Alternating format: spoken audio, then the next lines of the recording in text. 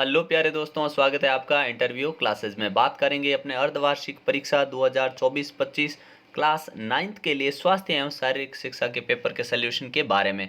Channel पे नए हो तो सब्सक्राइब ज़रूर कर लीजिएगा, क्योंकि आपके लिए यहाँ पर इस चैनल पर इंग्लिश के पेपर्स यहाँ पे अवेलेबल है। वहाँ से क्वेश्चन आपको मिलेंगे, जो भी मोस्ट इंपॉर्टेंट आपके letter, email, application, question answer जो भी है सारा आपको मिलेगा।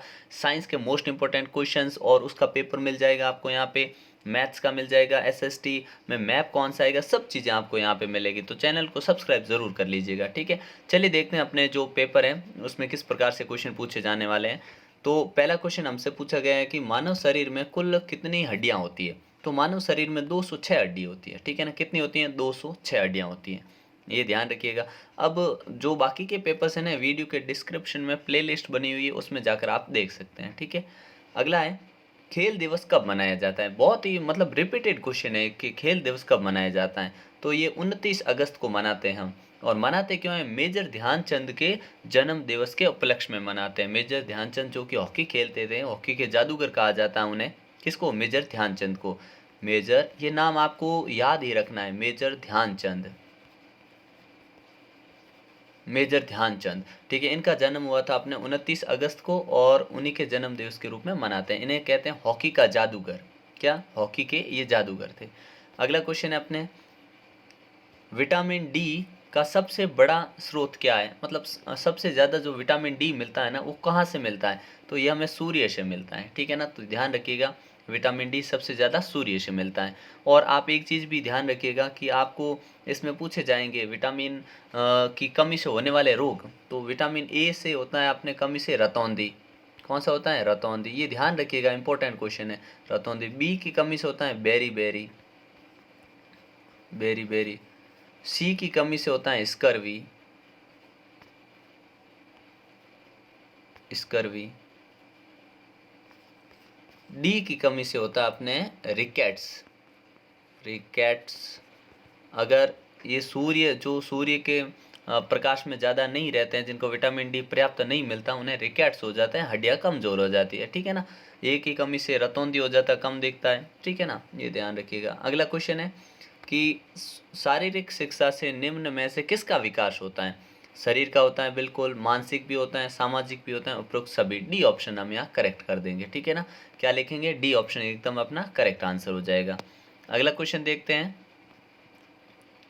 पुलिस हेल्पलाइन नंबर कितने हैं। तो अपने राजस्थान में जो पुलिस हेल्पलाइन नंबर है वो आपको लिखने, तो वो है अपने 181, ठीक है ना। क्या है? 181, ये पुलिस हेल्पलाइन नंबर है, ध्यान रखिएगा। जीवनदायिनी गैस कौन सी है। तो जीवनदायिनी गैस जिससे सांस लेते हैं हम, अंदर लेते हैं गैस, तो वो कौन सी है? वो है अपनी ऑक्सीजन। कौन सी है? ऑक्सीजन, वो गैस है अपने ऑक्सीजन, ये ध्यान रखिएगा, ऑक्सीजन, ठीक है। अगला है, योग दिवस कब मनाया जाता है। तो योग दिवस हम मनाते हैं 21 जून को। कब मनाते हैं? 21 जून को, ठीक है। कभी कभी पर्यावरण दिवस का पूछ लिया जाता है, ठीक है ना। तो योग दिवस 21 जून को आप याद रखिएगा। और पर्यावरण दिवस कब मनाते हैं वो आप कमेंट सेक्शन में लिखिएगा, ठीक है।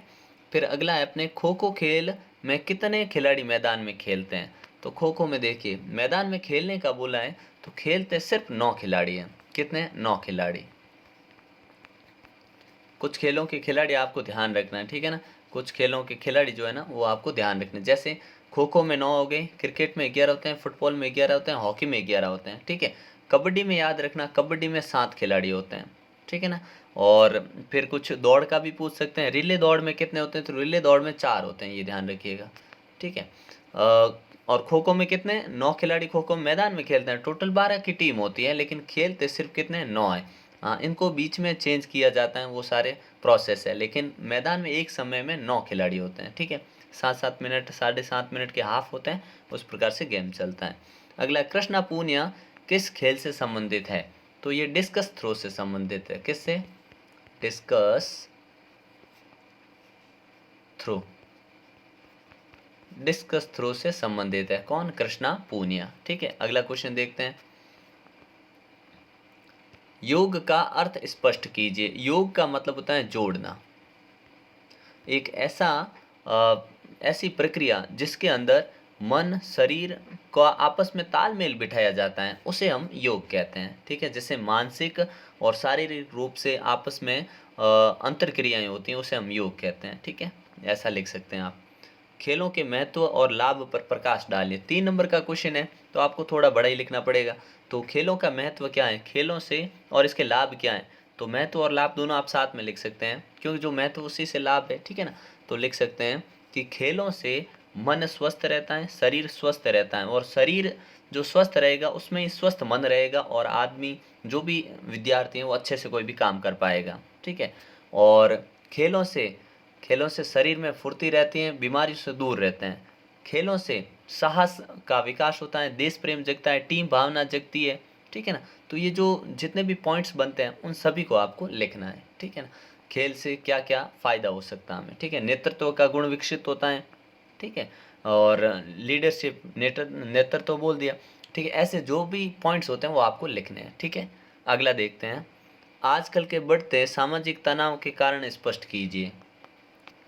तो आजकल जो बढ़ते मानसिक तनाव के कारण स्पष्ट कीजिए। कारण बहुत सारे हैं। ठीक है ना, एक तो लोगों से घुलना मिलना, कम घुलना मिलना, घर में ही बैठे रहना, और फ़ोन का ज़्यादा इस्तेमाल करना। ठीक है, ऐसी कुछ चीज़ें हैं जो आपको 3 नंबर में लिखनी है। कम से कम 5 से 6 लाइन में आपको ये उत्तर पूरा करना है। ठीक है, फिर है विद्यालय में अनुशासन बनाए रखने के लिए विद्यार्थी की क्या भूमिका रहती है। तो विद्यालय में अनुशासन बनाए रखने के लिए विद्यार्थी की बहुत ही महत्वपूर्ण भूमिका होती है। विद्यार्थी अनुशासित स्वयं रहता है तो अनुशासन आसानी से बन पाता है। ठीक है, अनुशासित विद्यार्थी ही अच्छे ढंग से अपना अध्ययन कर पाता है। इस प्रकार से आपको लाइनें लिखनी है। फिर राजीव गांधी ग्रामीण खेल ओलंपिक पर टिप्पणी लिखिए। तो ये कांग्रेस सरकार ने स्टार्ट किया था। इसके अंदर गांव के छोटे से लेके 8 से लेके 80 साल तक के लोग इसमें हिस्सा ले रहे थे। इसमें जो जो खेल थे उसमें हर प्रकार के खिलाड़ी हिस्सा ले रहे थे। महिलाएं, पुरुष, बच्चे सभी इन खेलों में हिस्सा ले रहे थे। ठीक है, ये ध्यान रखना आपको। और अपना अंतिम प्रश्न है कि किसी भी एक खेल का विस्तृत सचित्र वर्णन, तो किसी का भी एक आपको कर देना है। ठीक है, इस प्रकार से आपका पेपर है। बढ़िया से आप तैयारी करते रहिए। आपको कोई समस्या आती है, कुछ आपको पूछना है, तो आप कमेंट सेक्शन में पूछ सकते हैं। कल जैसे ही आपका पेपर होएगा तो उसका सल्यूशन भी आपको इस यूट्यूब चैनल पर मिल जाएगा। ठीक है ना, तो अपनी तैयारी को जारी रखिए। कोई डाउट आते हैं तो आप कमेंट सेक्शन में लिख सकते हैं। ठीक है, और आपके लिए जितने भी पेपर्स हैं वो सारे यहाँ पे अपलोड किए जा रहे हैं। आप जब वीडियो के यहाँ डिस्क्रिप्शन में जाएंगे तो आपको प्लेलिस्ट मिलेगी, जिसमें आपको गणित, विज्ञान, संस्कृत, सामाजिक, हिंदी सबके पेपर्स के सल्यूशन यहाँ पर मिल जाएंगे। ठीक है, तो मिलते हैं नेक्स्ट पार्ट में। तब तक अपनी तैयारी करते रहिए। कुछ भी डाउट होते हैं तो आप पूछ सकते हैं। ठीक है।